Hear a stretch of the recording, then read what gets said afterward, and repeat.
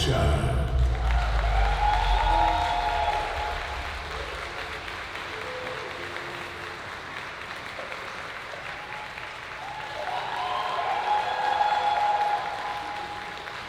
Hi, Teri. Hello. Have a seat. Hi, everyone. How are you? I'm good. How are you? I'm doing really well, thank you. Everyone had a good day? All right. Is this the first time you've been in Belgium? Yes. Okay. Yes. And what are your first impressions? Well, it's a quick trip, but I think my favorite thing is a beautiful city with a river that goes through it. So I had some time yesterday to walk along the river, and the architecture is so beautiful, and everyone's so nice. Oh, that's so nice to hear. We're incredibly happy to have you here today because you've done so many movies, so many different shows. Did you always want to be an actor, or when did you decide that that was going to be your career path? I really didn't actually start out thinking that's what I was going to do. I studied mathematics in college, but this opportunity came up to do this nationwide search for a dancing part on the TV show The Love Boat when I was like 19 or 20 years old. And I ended up winning that, and then that led to a contract with a TV show, and so I did that. But I always kind of thought, okay, I'll just do this, and then I'll go back to college and finish my degree. And then I'll take this one more job, and then I'll go back to college. And I think it took all the way until Lois and Clark before I started to think, oh, I think this is my actual career now. So yeah, that was my path. Yeah, because you're so incredible in Superman and Lois. Oh, thank you. What was it like shooting that show? Do you remember when you first got the script, or did you have to audition for it? Oh yes, yeah, no, definitely. I don't remember exactly how many times, probably 2 or 3 times. I don't think that Dean and I ever tested together. Like, I think we both tested with other people, and then they hired us, so.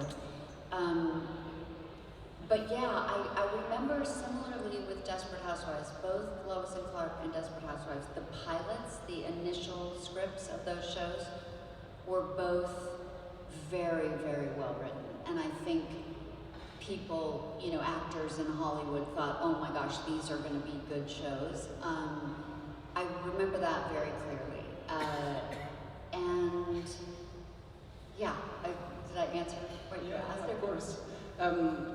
What is it like portraying a character for so many years? Because how do you keep it fresh? How do you find new ways to see the character, for example? Well, some of it, for good and bad, really is out of your control. I think when you start to create a character, it's always hand in hand with whatever the writer is writing in the script. And I think it does happen where you think you are initially building certain character traits and behavior, sort of expectations of what a character, who she is or what she's dealing with.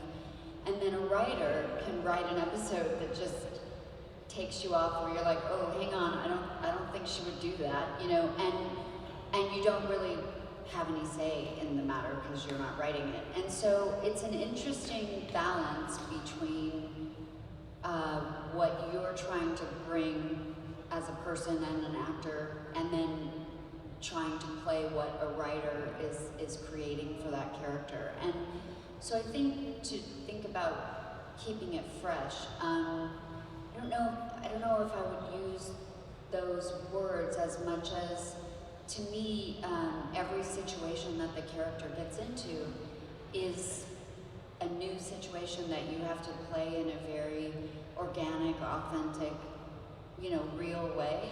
And so it's always new. Do you remember a time when you had to fight back, for example, towards the writers because you didn't agree with something they had in store for one of your characters? Yeah, I think, I'm not going to remember now specifically, but I do recall with Susan, especially in Desperate Housewives, there were, I think in the second season, I think they I mean, I don't think this, I know this because they've told me this in hindsight. I think they struggled as writers with, once they put Susan and Mike together, it was sort of like, okay, now we don't know what to do with that character because she's sort of found the love of her life, and so now what do we do? And so it became a little bit manipulated you know, to just like, well, I guess we have to break them up. Okay, you know, and so they were a little bit stuck themselves, I think, with how to keep sort of creating conflict for her. And I think in that second season, they struggled a little bit with, I think there was some behavior where Susan took a bunch of money. I can't remember exactly what it was, but I remember saying, like, I just don't think she would ever do that. And you're gonna make the audience hate her. Like, it's such a jerk thing to do. Yeah. But I did it, because they wrote it. Yeah, of course. And I think the audience didn't like it. I think I was right, but, you know, it's, in a long series, there was definitely way more good than bad. Yeah, of course. Yeah. Talking about Desperate Housewives, it's such an amazing show.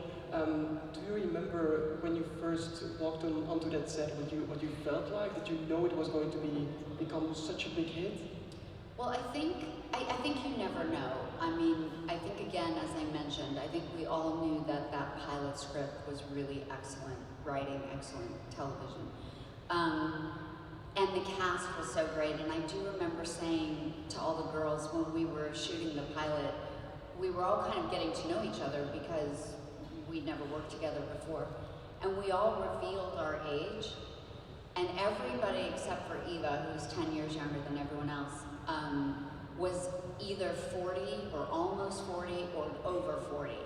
And I remember looking at them all and I said, if people knew that we were this old, they would have never cast us. Like, the idea that a network would put a bunch of 40-year-old women as the star of their show, they did not do that on purpose. And I thought that was amazing for women. I was very proud of us as a team that we, you know, were kind of opening the door for women on television that way. But I think also when you think about something being a hit, like other things, I think the fact that they put it in, at least in the United States, they aired it at 9 o'clock on Sunday night. And I always used to say that that was like the 1 hour for women and for moms specifically, that like before your week started, but after the kids were already to bed, you had this 1 hour that could be yours. And I feel like women really grabbed onto that. And I think if they'd aired it at 10 o'clock, it would have been too late. People would have to go to bed. And if it was at 8 o'clock, it would have been too early. Like, so there are things like that that I think come together that could sort of help make something a hit that's beyond your control. Yeah. And when you're talking about the network or maybe Hollywood in general being concerned about putting 40-year-old women in the leads of a big series, is that something you think has changed, or is there still a long way to go? Oh, I think it's changed, for sure. And I think you have a lot of big female movie stars, you know, near 50 or over 50 that are really getting opportunities to do great work, and same on television. So I definitely think it's changed, but I think in Hollywood, but also as a society, I think you are beginning to feel sort of a swelling of women 45, 50, 55, 60, really putting themselves out there on TikTok, on where, in a way that's like, we're not invisible, we're not valueless, we're not invisible, we're capable, we're strong, we're smart, and I think that is growing, which is great, but I think it still has somewhere to go. Yeah, of course. Yeah. If you look back at your entire career, over the many years that you've been doing this, is there something that has gotten worse over time? Because it has gotten worse because you already talked about women getting more chances, for example. Do you also have something that you're worried about? Oh, something that's gotten worse. Okay. Yeah. No. Did you have something in mind? I don't know. was thinking about artificial intelligence, for example. Oh, yeah, and okay. That would mean for the industry. Oh, right. Well, yeah, that might not be good. Yeah. I mean, I haven't personally, like we haven't personally seen, but you're correct that is a troubling thing to anticipate. I don't know exactly how that's going to play out. I tend to be a kind of a person who continues to try to reinvent myself and try to create the idea or the scenario or the product that somebody might want. And I don't really think about like the negative, you know what I mean? Like I mean, I know it exists, but I just try to think about, well, what can I do? What can I create that might be, you know, people might enjoy or might be valuable? Like that's sort of how my mind works. Yeah. Yeah. And is there still a specific role or genre that you would like to try? Well, I always love comedy. And right now I've been out pitching a show in Hollywood, and we're hoping to sell it. It would be amazing if we did. But it's sort of no one's really done this. It's sort of a hybrid reality scripted show, and that would be amazing. I can't really say any more about it, but that would be amazing if we sold that. And I actually have a friend of mine here who's a producer in France, and we've been working on an idea together that's sort of a version of the van therapy thing that I do on YouTube. And so, you know, when you say, what would you like to do? I love comedy as an actress. That's my favorite thing. Although right after this, I'm going to Canada to shoot one of those true crime movies. So it's very scary, and I'm scared to even go do it. But then I also love meeting people and kind of just, you know, humanity, which is sort of what my van therapy thing is. So I like both. I like a lot of things. Yeah. Can you talk a bit more about the therapy? Because I think it's so interesting, and can you maybe explain where the idea came from to start? The van therapy? Yeah. Well, I have a vintage VW bus camper. It's from the 70s that I've owned for many, many decades. And I always went camping in it. And it's those sort of vans, I'm sure you guys know, they're like music or food in that they're kind of like an equalizer. Like everybody thinks they're cool and everybody loves them. And I thought it would be great. It really kind of came out of how much divisiveness we have in America over politics and everything, that I thought, well, what if I could get people to just get in this van with me and we could just talk? You know, we could just both think this is a cool place to be, and we could just talk about things. And that was really where it came from. It's just sort of trying to unite people. Yeah. Yeah. And do you have a favorite episode or a favorite experience you've had while doing that? No, I can't think of one now, but I hope to do more of that. Yeah, I'll definitely watch them. Thanks. I wanted to go back one more time to Desperate Housewives, Yeah. because I love the show so much. Because I thought the bond between the characters was so strong. And I was wondering, what was it like working with the other actors for such a long time? You know, the crazy thing is that if you think about the show, there was one of the reasons I loved the show, I mean, that was so fun for me, is that often a lot of the characters' storylines were separated. You know, like Lynette was dealing with something, and Bree was dealing with something, and Susan was dealing with something, and then we would all have like a little poker scene or something. But when I would go to watch the show, it would kind of be like watching a show I wasn't in, because I wasn't there on the set on the days that they were filming those scenes. So it was almost like a surprise for me too, even though I was in it. Yeah. And what do you think the legacy of the show is? Because it's been off the air for quite a while now. How do you look back at it? I guess, you know, the fans really offer me the perspective that they watched it either when it came out and then they're watching it again, or like maybe their children were too young to watch it when it first came out, but now their children are in college and so now they're watching it again. And I always hear from the fans about it being a show that they watched with their family or their mother, and that makes me feel, I mean, similarly to Lois and Clark has that same effect, like they watched it as children and then they grew up and had their own children and then they watch it with their children. And I just think you couldn't really ask anything better as an entertainer to know that you're sort of offering that generational kind of entertainment. Yeah. So it makes me really happy when I hear that. Would you ever go back to the role in a movie or a sequel series, for example?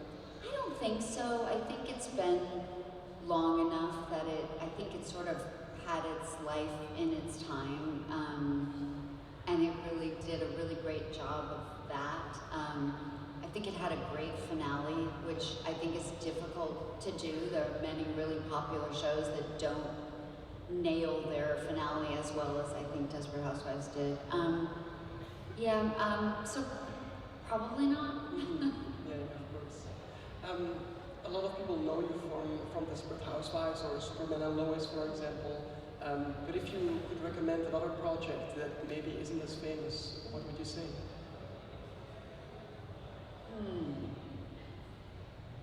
Gosh, I don't know. I mean, it's crazy. I have been around a long time and done a lot of things. I mean, I love the first movie I ever did, The Big Picture, and I love the movie Soap Dish, even though I only have 11 lines. It's still one of my favorite movies. Why was it so special for you? Oh, because I just watched Sally Field and Kevin Kline and Whoopi Goldberg like all day long, every day. It was like a master class in everything. They were amazing. Yeah. What is the most valuable lesson you've learned from them? Oh, well, I mean, both of them, Sally and Kevin, are both just comedic and dramatic, geniuses. So to watch that subtle balance, that tone of comedy where there's like a hysteria, but it's still kind of grounded. I don't know, it's very, very special. Yeah. Yeah. Who is the actor you've learned the most from? I don't know. No? No. Well, maybe it's time to open our conversation up to the audience. So if you have a question, please don't hesitate. There are two mics on the left and on the right. Come forward and ask your question. Ask anything you want. Hi. Hi. Hi, it's great to see you. I just wanted to ask, I'm a massive James Bond fan, and Paris is one of my all-time favorite Bond girls. Obviously you had an amazing career after Tomorrow Never Dies, but were you worried about the Bond girl curse? It's been a massive story. Now it's been died down, but in the 90s, the 80s, there was Right. talk about the Bond girl curse. I survived all the curses. I think Lois Lane has a curse too. Yeah. And yeah, Bond girl has a curse. I never really thought about anything like that. And truthfully, that movie, I was pregnant with my daughter when I filmed that movie, and I actually had been trying to decide. I was deciding between a few different movies that to do that summer, I think, and that's when I found out I was pregnant. And so honestly, I kind of chose that movie because it was only like a 2-week shoot, and I felt like I'm not going to be able to film anything much more than 2 weeks, and so that was kind of what was in my mind, which is so far afield from what anyone else would be thinking, because I think it really wasn't until hindsight that I sort of understood that I was a small part of this very, very huge, important, ongoing, brand of 007. So yeah, it's sort of, it's like 007, Jerry Seinfeld's girlfriend. There's just these funny little tiny blips, and that's kind of how I think about it. But again, I'm really happy that people enjoyed it and that I was a part of it. Yeah, thank you. Let's take a question from there. Hi. You're into stage acting and on-camera acting and voice acting. And what are the differences, and what do you like in each and what you don't like in each? Oh, well, I like all of them. You're correct about that. I love stage because I love the reaction of the live audience. And I've had some crazy experiences. I played Sally Bowles in Cabaret. I originated the national tour in the US after it opened on Broadway. And one time in Chicago, I was singing the final song, Cabaret, which, as the way it was staged and sort of played out in Sam Mendes's direction, was that it's almost like a nervous breakdown that she's having on stage while she sings that song.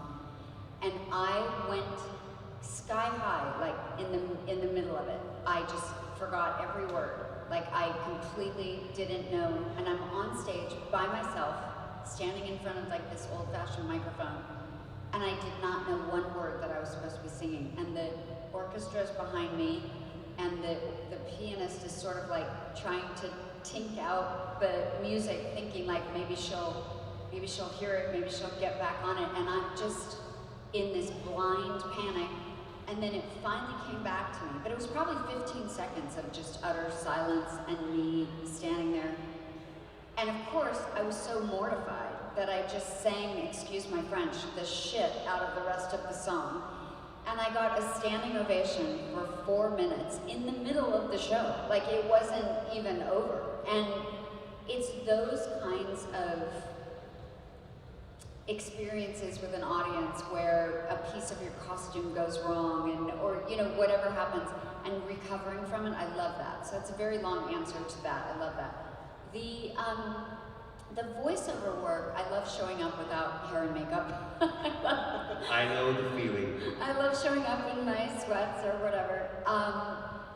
And it's a different thing to emote and really express all the dynamics of the emotions through just your voice. I mean, we don't think about how much our eyes do a little glint or our smile. And when you take all that away, you really have to distill everything. And I think that's a really interesting process. And I love working with the directors, in the booth. And so that's, you also have to have a lot of delayed gratification, because you'll do your work and then you won't see it for probably another couple of years. It takes that long to put it all together. You almost forget you were even in it. And then, of course, regular movies and television are just great because it's a crew. It's a family. It's the camera and the sound and the lighting and the other actors and the wardrobe. And without any of those pieces of the puzzle, nothing happens. And for voice acting, you don't have to learn your lines. well, I do. Really? Yeah, I do. Because I feel like if I'm reading it, there's some acting part of it that I'm missing. So I try to learn it anyway. I try to treat it the same. Yeah. Okay. Thank you. Thank you. Over there. Hi. Hi. So I watched Desperate Housewives with my mom last year because she watched it when I was still a little child and That's she what loved I- it. that's So what I- she said I had to watch it and Yes. we did, and we had a fun time while watching it. So I wanted to ask you what your favorite memory is while filming Desperate Housewives. Oh, wow. Well, there's so many. But I guess because it was the pilot and there was just such intensity to it being so new, and since you mentioned your mother, it just came to me. The scene where in the pilot, Susan is like shoving the popsicle sticks down the drain to try to stuff up the drain, and working with Andrea Bowen, who played my daughter, she's still a very good friend of mine. I love her so much. That comes to mind as just a crazy physical comedy, like fun scene to do with her. But also very early on in this series was the getting locked out of the house naked. And you know, I love physical comedies so much, and so all of that, like the plant and finding the plant and running across the lawn, and it just sparked all my comic genes, and I love that. Thank you. Yeah. Okay, over there. Hey. Hi. I'm a real big fan of Desperate Housewives, and I really wanted to know, in real life, are you also so clumsy as when you saw Mike? No, I'm not clumsy at all, and I'm also a very good cook. So those are the two, and I'm a really good mother. So I just think we seem like maybe we would be similar, but we really are not. But I did love her. I loved her flaws, Susan's flaws, and her vulnerability. I thought it was really charming. Yeah. Thank you. Thank you. Hello. So funny. What was it that like working MacGyver Tin Can Superman? Well, working on MacGyver, that was like kind of one of my first jobs, my first acting jobs, and you know, I remember they loved how sort of, I don't know, funny that Penny Parker was, and Richard Dean was really, you know, such a nice man to work with, and we're still friends. Yeah, I mean, it's always a compliment when, you know, I don't think when they originally started Penny Parker that they thought she would ever be more than just the one episode. So it's always a nice compliment when they decide to write the character back and back and back.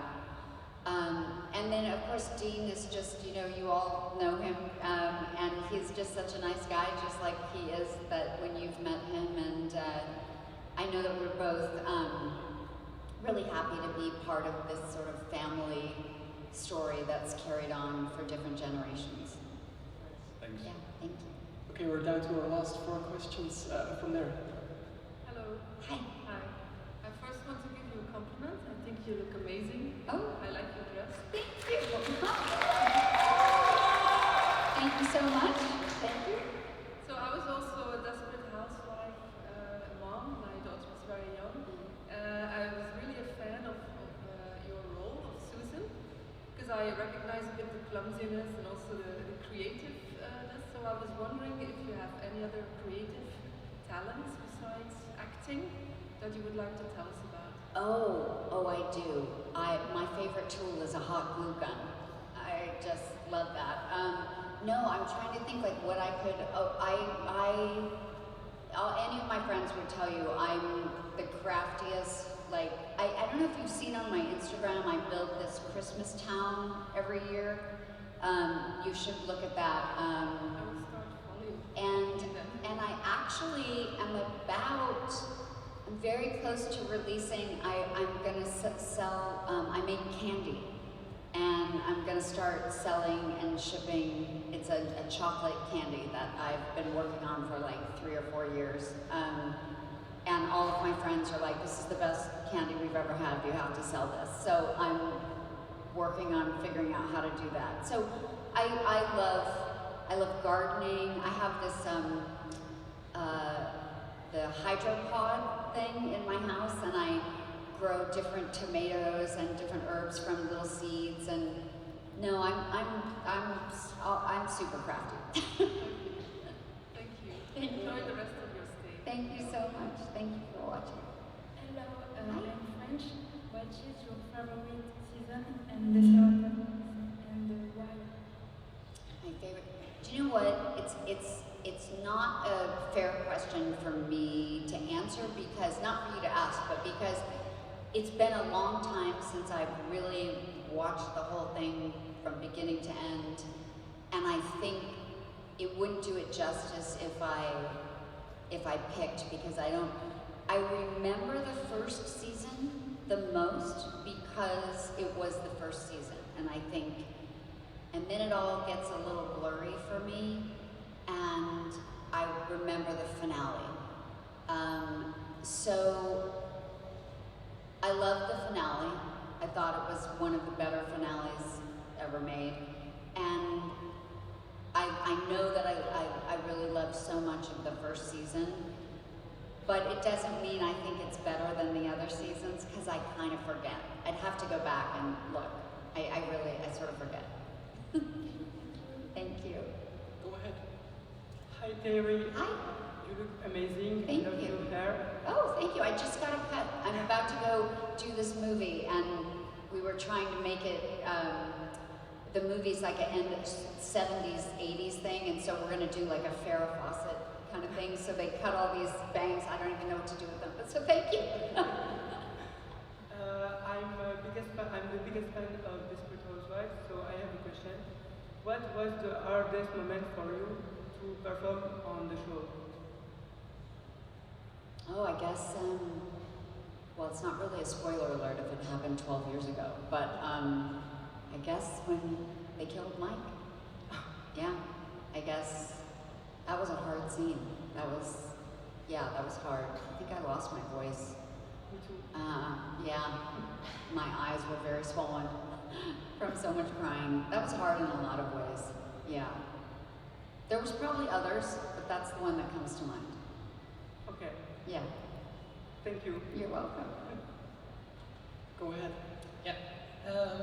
In your life, you did a lot of interviews, but if you could interview yourself, what question would you ask and what would be the answer? Wow. Drop the mic. Wait till the end, drop the mic, that's right. Wow. Okay, well, the first thing that came to my mind, I don't know why, this is probably not a good question. The first thing that came to my mind was,